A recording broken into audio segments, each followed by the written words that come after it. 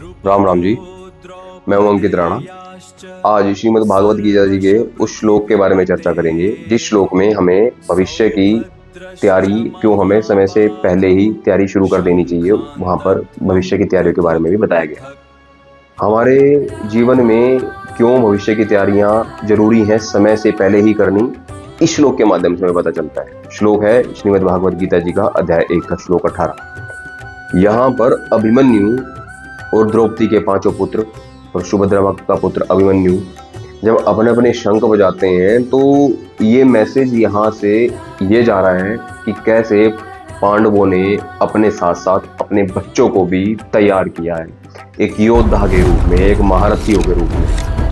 वो वनवास भी काट के आ चुके हैं, अज्ञातवास भी काट के आ चुके हैं, इन मुश्किल वाले समय में अपने बच्चों को भी तैयार किया है। देखिए कैसे उनको पता था कि अगर भविष्य में स्थितियां परिस्थितियां कैसी भी रहेंगी, लेकिन उनको पता था कि अगर मान के चलिए युद्ध हो ना हो, लेकिन जो हमारे बच्चे हैं वो राजाओं के ही बच्चे हैं, उनको अपने राज्य का ध्यान रखना पड़ेगा, पालन पोषण करना पड़ेगा राज्य का और अपनी प्रजा का।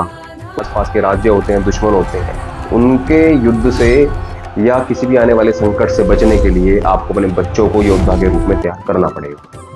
उनको ये तो पता था कि हमें अन्याय के खिलाफ लड़ना पड़ेगा। आज तो वो अन्याय के खिलाफ लड़ रहे हैं क्योंकि दुर्योधन ने उनको चैलेंज कर दिया है कि अगर राज्य चाहिए आधा तो युद्ध कर लीजिए। अब देखिए इस युद्ध में उन्होंने इस चीज की एक तरीके से आपको संदेश भी दिया और एक तरीके सीख भी दी कि कैसे पांडवों ने उन 13 वर्षों में अपने बच्चों को भी तैयार किया।